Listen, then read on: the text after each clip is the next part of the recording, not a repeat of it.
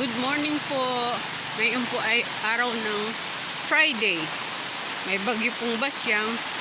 First experience that I am walking under the rain, heavy rain. Kasi po may bagyo ngayong basyang. Ito po, this is Javier Leyte.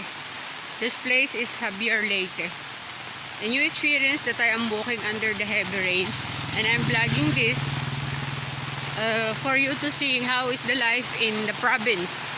Most especially here in Javier Leyte. So, ito po ang buhay-buhay. Ayan, makikita nyo po malayo pa po yung pupuntahan ko.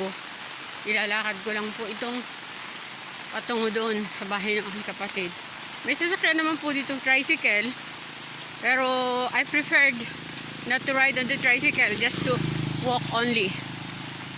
Ayan, kahit mabasa po ako ng ulan, okay naman. Kasi nga po, ibablog ko nga po ito. Please like and subscribe po na Anaylin Channel and Ayu. Sana po ay ma-monetize na po ako para lalo akong makatulong sa mga nangangailangan. Kasi po nagsa-charity vlogger din po ako. Ayan, yan po. Oh, ayan, malakas po ang ulan. Ayan. Ayan. Ayan po. Ayan, may mga kotse dito. Rin naman na daan.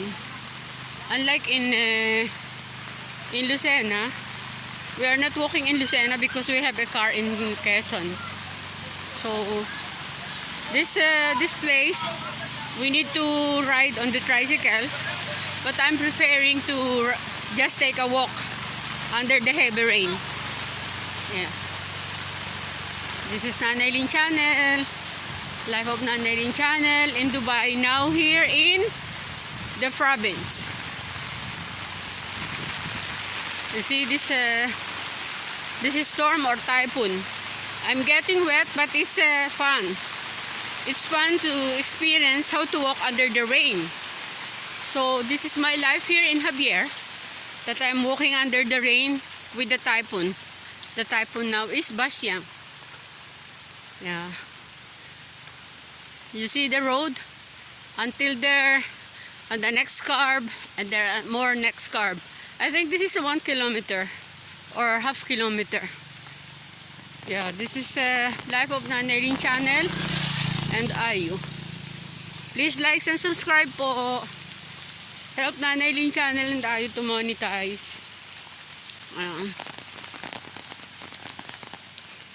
This place is where you will throw all the garbage.